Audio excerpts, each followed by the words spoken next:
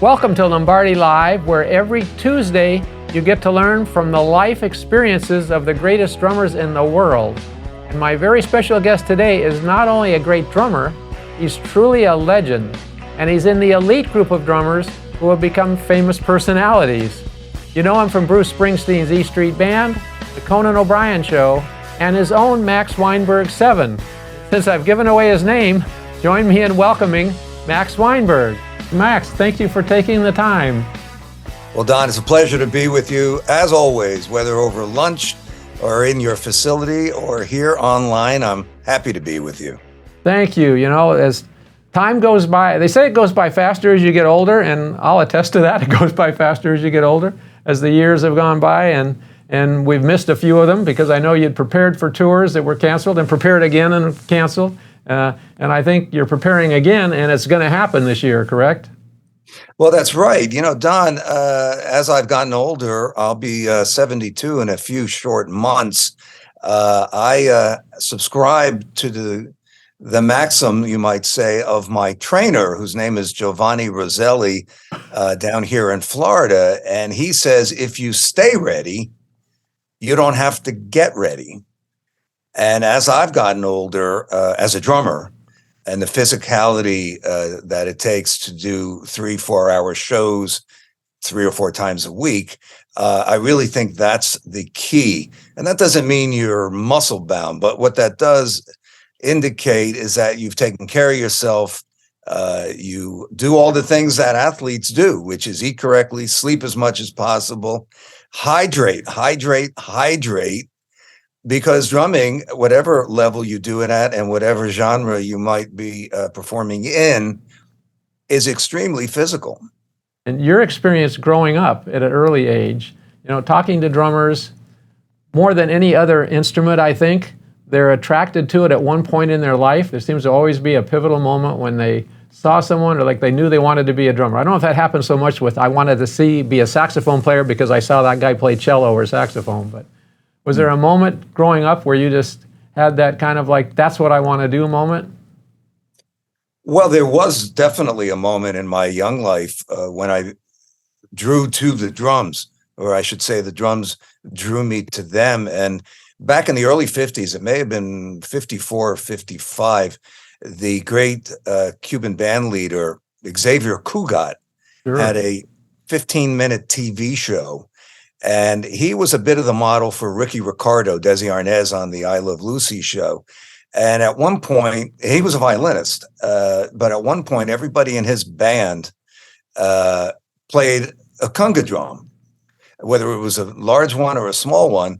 And that, to me, in a way, was my first entry. And I was very, very young. I may have been 3 or 4. And my father went out to the local music store in Newark, New Jersey, which was called Dorn and Kirshner, which was the biggest music store in New Jersey, and bought me it was a real conga drum, and I still have it, but it was sort of miniature size, and it had a white strap on it, which it still does. It's in my collection, and I would walk around the house and bang on that thing all day. So it was the first time in my life that I expressed in retrospect, what I call my nervous energy. I'd probably be diagnosed as an ADHD child. And my mother and father were tuned into me to the point where they realized that if I channeled that energy into something constructive, it would be good for me. So that was playing that conga drum. And I did. And of course, I was probably horrible at it. But I did have an insight in sort of a interior sense of rhythm. But the real big bang for me was watching DJ Fontana with Elvis on the Dorsey Brothers Summer Replacement show, which was about a year before Elvis debuted on the Ed Sullivan Show. Wow! And it was an old kinescope show, which is, you know, you can see it today. It's where you take a movie camera and film the TV. And what was interesting about that, unlike the Sullivan Show, was that it was one camera shot. So you didn't just see Elvis, you saw Scotty Moore on guitar, Bill Black on bass, and DJ playing drums. So it appeared to be a quartet. You ain't nothing but a hound dog, crying all the time. You ain't nothing but a hound dog, crying all the time. Well, you ain't never gonna ever, and you ain't no friend of mine. And of course, I knew nothing about Elvis Presley, except that my two older teenage sisters were extremely excited that we were watching this.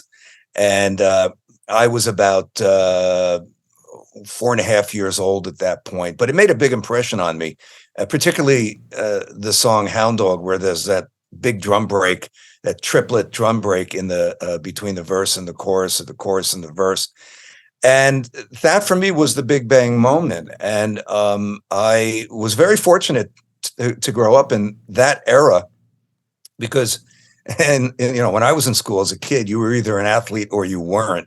And, you know, there were athletes and then everybody else. And I was not a bad athlete, but my parents, who were both phenomenal athletes, terrific athletes in their youth, didn't want me to play athletics. They didn't want me to get hurt. Of course, I was very upset at that, but I had all the time in the world to develop drumming. And they got me a drum teacher, Gene Thaler, who was my first drum hero, really, that I knew personally, the person who actually had a drum set. And it was a local teacher, you know, and he was he loved Buddy Rich and he loved Gene Krupa, and he was probably born in the 20s.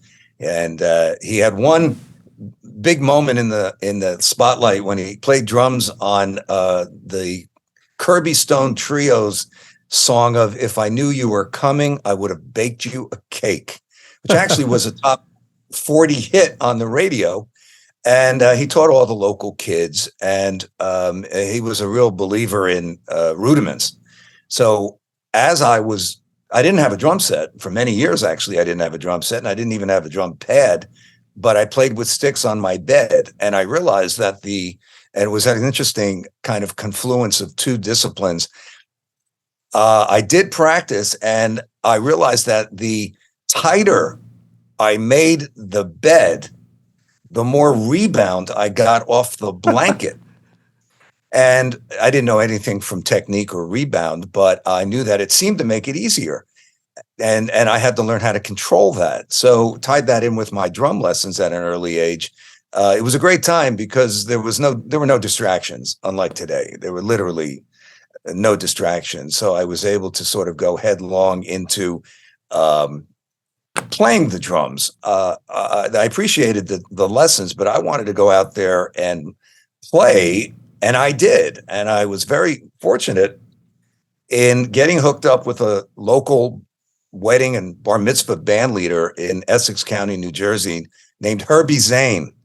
Herbie Zane was the guy who had, 7, 8, 9-piece bands, played at all the catered affairs. And when I was about 7, we were at a local catering house, my family and I. And my mother, who was a bit of a stage mother, went up to him. And my mother was very brassy and assertive. She passed away in 13 at the age of 98. Went up to Herbie Zane and said, "My son plays the drums. Can he play with you?" I was 7 years old, and she dressed me in this beautiful black mohair 3-piece suit with a tab collar and a red and black tie that I actually still have. I'm a sort of a pack rat. And he looked at this little kid and said, "Are you kidding me?" And my mother basically said the equivalent of, "Trust me, he can do it."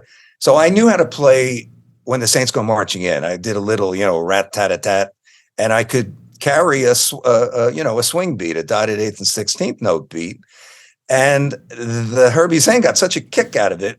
He started hiring me at the age, this would have been around 1950, early 58, as a little novelty act for his dates, which were all within 20 minutes of our house. And my father or mother would drive me. They'd wait. I'd play. He'd pay me $1.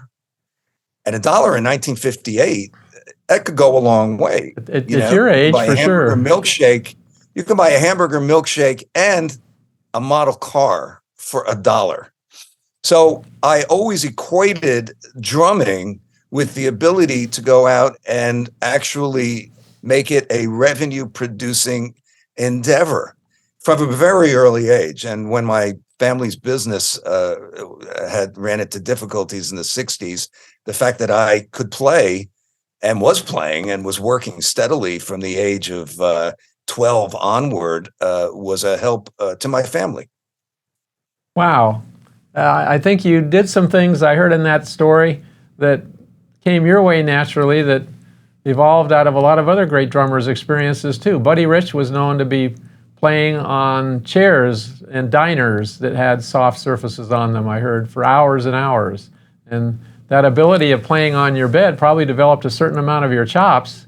Just that was kind of a version of your early practice pad, I guess, which is what we all... Yeah, you're absolutely right. In retrospect, it made my wrists very strong, and I developed a lot of speed. And of course, in my many conversations with Buddy in about the last, I'd say, 14 years of his life, one of the things that he completely de-emphasized was speed, even though, of course, he had the incredible velocity and everything else that he was, but he thought that was the least important thing. The ability, as we both know, and as your listeners and viewers and readers know, is the ability at whatever tempo to get your musical ideas out. And one of the beautiful things I think about drumming, I guess most instruments, but particularly drumming, is you can keep subtracting what you're doing to get at the essence of the music. And as I've gotten older, I've been fortunate in having the experience to play a lot of different kinds of music, and also to have this music played on now particularly satellite radio. And I hear the progression over the last 50 years or so of, throwing everything in but the kitchen sink, to the cutting down, the minimizing. In the art world, I've read a lot about, as Picasso. Of course, I'm no Picasso on the drums, but he was the Picasso of drumming. But the idea of reduce has really taken hold of me. And it's that release intention that you want to create. If you're always releasing, you're not having any sort of yin yang in your music. Listen to that, you guys out there and gals. Subject that we've talked about from time to time, stress and release, but a very important part. Dynamic levels, another thing that a lot of young drummers don't incorporate so much into their playing. One of the things we talk about a lot is patience, practice, and perseverance. Kind of three things that if you have those be part of your life and you want to become a professional musician, you're going to get there. And your life's experience is like a perfect example of those three things, I think. Both with the band you've been in and out of. Those are very good maxims to live by: patience, persistence, and I think I would add one to that, Don: resilience. Ah, nice. I like that. You are going to get knocked down continually. And if you choose to live a life in the arts, you almost in anything these days, but particularly in the performing arts, you are going to get knocked down. You are going to experience rejection, failure, disappointment, and you wonder, and I certainly have, and it doesn't just go to the ability to play drums, but to make a life in music. As a performing person, resilience is very important, and the ability to, literally get up off the floor after you've been knocked down by something. The best thing that ever happened to me, although I didn't think so at the time, was the breaking up of the E Street Band in 1989 when I was 38 years old. When you have nothing to fall back on but your ass, musically speaking, it really forces you to reevaluate. A very valuable experience. I was fortunate to be able to claw my way back from that and develop a career on TV, which is a very broad-based type of involvement, as opposed to playing in a quote band, just being in a band guy. And I was always a band guy, but I'd never thought of being a leader. And then suddenly I was thrust into the role of being a leader, and you either rise to the occasion or you don't. And fortunately, we all did on that show, on the TV show. No. But resilience and patience, you have to do if you have children. If you're fortunate to have a child, you learn patience pretty quickly, or you have a miserable time of it. And, to young musicians, and I'm asked this question, the most important thing, you hear about, do what you love and it will all work out. Well, it's certainly important to try to do what you love, but it's not possible in all circumstances, even if you're playing music. And the perspective that I always tried to engage as a young drummer coming up was, and I did some really crazy jobs as a kid, was I'm going to learn from every single thing I do, even the crappy, horrible places I'm playing, or the, in my view, the non-talented, older, which at that time was maybe guys in their 30s, hacks who didn't take it seriously and had done, too many club dates. And I just felt that every time I sat down at the drums, and I still embrace this philosophy, every time I sat down at the drums, it was the top of the world.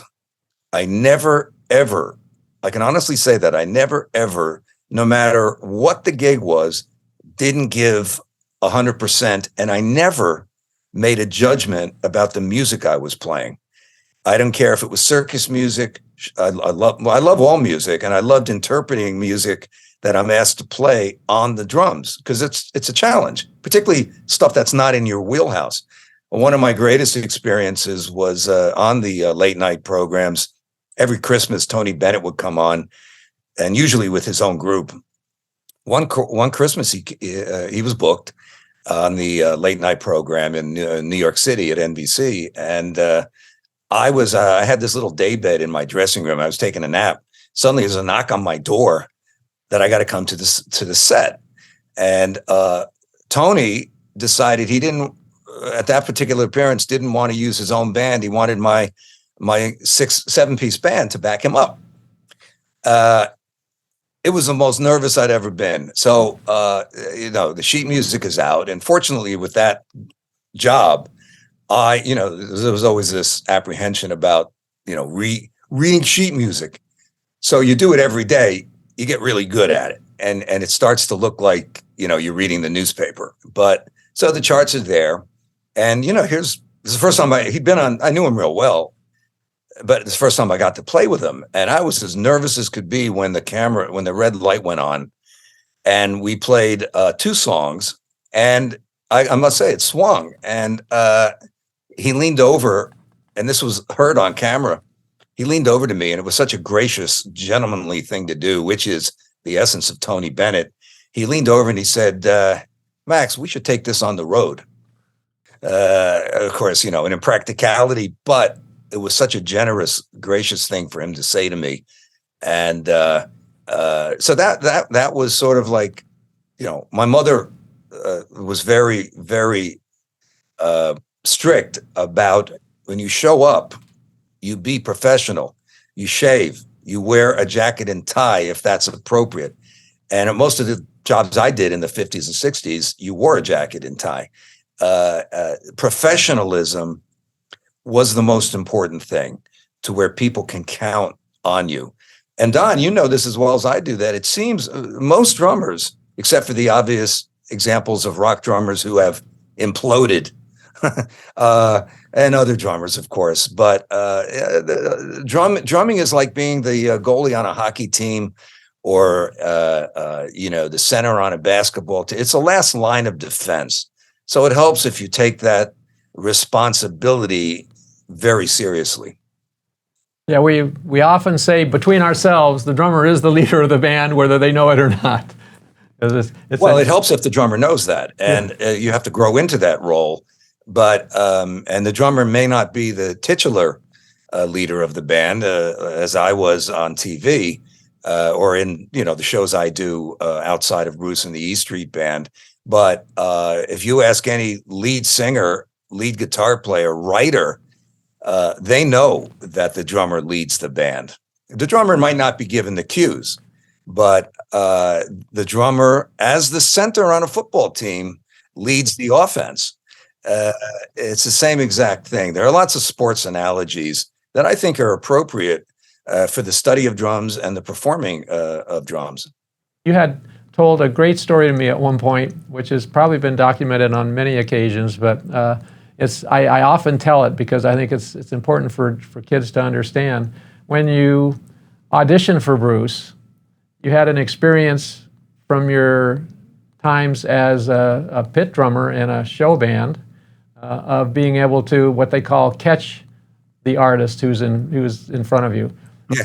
If a leader turns around and says, "Hey, catch me," explain what they're saying there, and then how that influenced your audition. When you say catch the leader, if the leader has to turn around and say "catch me," it's already too late. So Good point. The idea is that, for example, in Bruce Springsteen and the E Street Band's performances, whether it's in the studio or and it's happened in the studio, where in the middle of a recording he'll change the arrangement on the spur of the moment. There's a great video out that we had a couple of years ago. I think it's great because it does show our process. It's called "Letter to You." I think it was debuted on Apple. I'm sure it's out there somewhere, where he does change the arrangement as we're playing, and catching it is so focusing on where the cues in our case are coming from. When I was younger, I played in soul and rhythm and blues bands, and because I knew that I was in my teenage years. In my teenage years, I kind of gave up on rock and roll and moved to Stax, Motown, Muscle Shoals type drumming. It was much tighter in my view. And when the Beatles went sort of psychedelic, I moved away from that and went to soul music. To me, it was earthier. And of course, since then I've opened my ears a lot more. But I think the specificity with which I was concerned about my drumming helped me learn how to play in that style. So catching is, I guess it's famous, the story of my audition where there was a long pregnant pause in this very, very fast shuffle we were doing.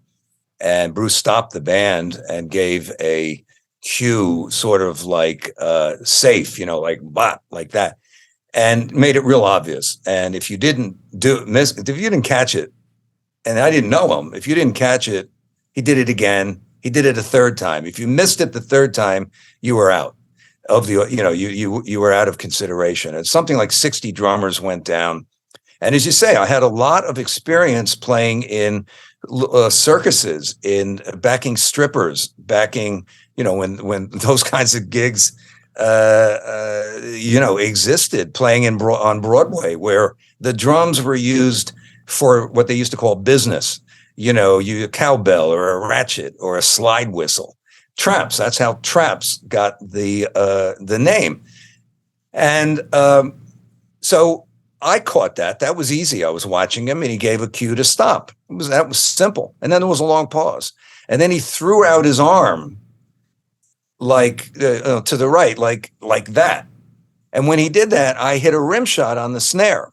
And out of the 60-something drummers that auditioned, I was the only one, he told me 20 years later, I was the only one who caught that bit, that throwing out the arm. And unbeknownst to me at the time, he wanted to put down the guitar and become more of a front man.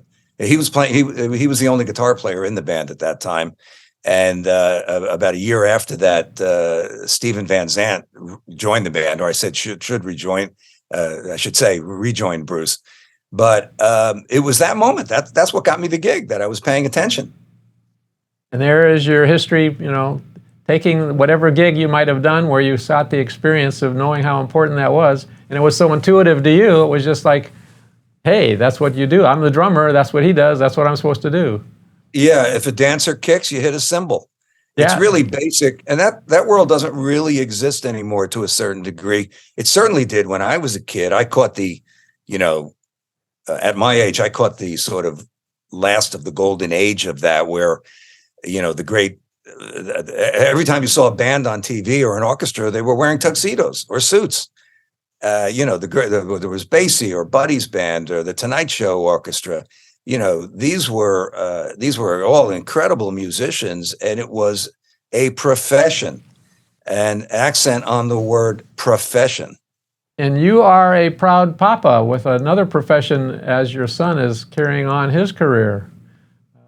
Well, my son Jay is he's a way better drummer than I am. I often refer to him as the best drummer in the Weinberg family. His story is interesting because when he was a young child, and I would go on tour with Bruce and the E Street Band, we would take our children, my daughter Allie, and who's 3 years older than Jay, out of school. My wife Becky would homeschool them on the road when we sort of went to Europe or something for 10 weeks. And he was 9 years old, I think, the first time. And he always loved music. And my wife Becky pumped them full of everything from Vivaldi, Brahms, Bach, Beethoven, Mozart, to Bob Dylan, Led Zeppelin, Beatles, Beach Boys, everything. So nothing was off limits, but a lot of classical music. In any case, he always was a very observant child. So they would come to the show, and as he got older, he would stay at the show and watch the mechanics of the band from underneath the stage, behind me, from the side. And he was a very talented hockey goalie as a child, and continued until he was about 16, at which time he left hockey and switched full-time to studying the drums. He's completely self-taught. The only thing I ever said to him, because I was working every day, he set up an old drum set of mine. We had a barn on our New Jersey property, and it was unheated in the loft of the barn. And he set up this drum set, and he didn't know how to play at all. And he knew how to set the drum set up because he'd seen my drum tech, Matt Payne, set it up on stage, on tour. And he started just like playing a half note on the bass drum and a half note on the snare, boom, crack, and then trying to play along with records that had a simple beat. He never studied. He didn't want to study. His whole thing was, my generation of parents who give our children lessons in everything, whether it's karate, Kumon math and English, after school learning activities. And I said to him, gee, Jay, one time I heard him, I said, you're getting pretty good. He was about 15. And, maybe it's time to take some lessons. He said, Dad, I don't want to take lessons. I'm doing this strictly for fun, strictly for myself. And he could have gone into any endeavor and been a success at it. He's a honors graduate of Stevens Institute of Technology in New Jersey, which is sort of New Jersey's version of MIT.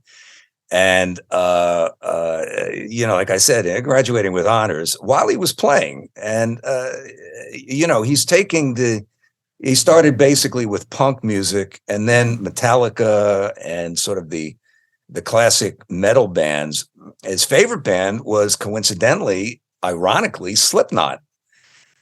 Slipknot was on the Conan O'Brien show when they debuted their first record. I forget what year it was, but it was in the probably the late 90s. And I when they played, I was like 5 feet away from them, and they were incredible band, but they were also extremely entertaining. And I've always liked that. I've always liked the show business aspect. And of course, they had the two percussionists and, Joey Jordison, a monster of a drummer. And I came home and I said, Jay, I saw this band that I think you really, really like. And a couple months later, they were playing a Halloween show in New Jersey. So we went. And Jay, who's a wonderful visual and graphic artist, made a costume from scratch, just like Corey Taylor, their lead singer's costume at the time. And he wore it to the concert. And there's this great picture of him at, I think he was 8, wearing this costume. And he took a picture with the band right before they went on stage. So there's 2 Coreys in front. Jay's the shorter one. And They were his favorite band. So when Joey departed the band, Jay had been playing with a group called Against Me, who were managed by the same company. They called him up and said, we're interested in having you audition for another group we handle. He flew out. He didn't even ask. And he knew this story of my career, where if someone says, I've got a job for you or an audition, you don't ask. You just say, when? I'm ready. The answer is yes. What's the question? That's how you keep yourself employed. And so he flew out to LA, he went to the studio, and it turned out to be Sound City, which is a studio that later Dave Grohl purchased. And then he had an inkling because he saw a big drum set there. He said, wait a minute, they didn't tell him what it was for. So he goes in, and Clown, who's the sort of one of the leaders of the band, came in.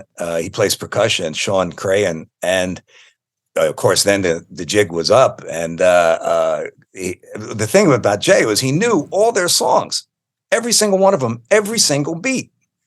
So it's you talk about, there's an expression, chance favors the prepared individual. He wasn't specifically preparing to join Slipknot almost 10 years ago, but in teaching himself how to play the drums and being a fan of that band, he learned every single song. So you're right, Don, about being prepared, showing up, being professional. Jay has always been a participant in the sort of movement called straight edge, which I believe was a punk movement, which is, your body is a temple and you don't defile it. And from the time he was a little kid to today, he's embraced that, where, you don't do stupid things. And we raised our children with the motto. I was big on mottos. If you act responsibly, you'll be given great responsibility. And they were. And so, yeah, Jay just recently, I think last week, won Music Radar's Best Metal Drummer of the Year. 2020 won Best Rock Drummer for Modern Drummer. So he's out there. He gives it his all every single night. To me, I mean, I've sat behind him, and I cannot believe that's my son. I mean, the execution, the precision, the speed, the relaxation. And he realized when the only thing I ever told Jay as a young drummer when he was just starting out was two things: keep strict time and don't grip the sticks tightly. That was the only thing I ever told him. And when he started to play this extraordinarily difficult progressive music that Slipknot produces, he recognized that it's the ultimate necessity to be relaxed. So if you see, he's got this great thing, this Jay Weinberg drum cam, where he's got these 8 little cameras set up around him, and you can really get inside his technique and the permutations and combinations. I think playing hockey really helped that, because if the puck is coming to you at 75 miles an hour and it's to your left, you have to be as strong on your left as you are on your right. And he's naturally a righty. So you develop that bilateral flexibility. And he was able to take that discipline and apply it to the drums.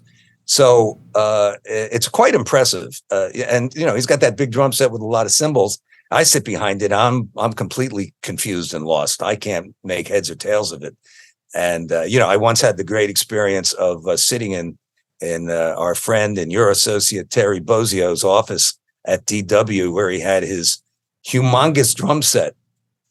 And so he sat down and he rolled off some incredible riffs and played. So I sat down and, and it was just, it was incredible sitting at the drum set. And I just did my normal, boom, pop, boom, boom, pop on this big drum set. No fills, just boom, because that's what I do. I have found my voice as a drummer, particularly during the years I was on TV, because the tremendous amount of material that I had to play, diverse material. It could be, a jazz inspired thing one day, blues with B.B. King, the Tony Bennett Experience, country music with big country stars, whether they're Shania Twain, Sheryl Crow, with rock country. So a little bit of everything, plus cartoon music, and just as I say, drums as an instrument to advance the composer's intention. I'll tell you, the expression "the apple doesn't fall far from the tree" is appropriate, because Jay and you and your careers, as much as you look at him as a proud father, and he has his own career and he had his own vision and own wishes, and be careful what you wish for out there, because your dreams can come true one day. You never know. He grew up, Don, I must stress this, he grew up in a household where we never referred to, or I never did, and my wife, to my quote unquote career as a career, because it's not a career. It's a job. And particularly whether you're an actor or you're a musician or you're a freelance carpenter, you go from job to job. Generally, if you fall into the trap, and this is the trap, where you're fortunate to have some longevity in for example, a band, and you start believing that that's a career, that can be very, very injurious to your life in general. Good point. And people come at it from all different ways, obviously, but I'm occasionally asked about these subjects, and I'll say that if you treat everything as a job, Jack Lemmon, who I got to know a little bit later in life, the great legendary actor, had this great story, and other actors who worked with him told this story, that toward the end of filming of a movie, he'd always say to the other actors, "So you got anything lined up?"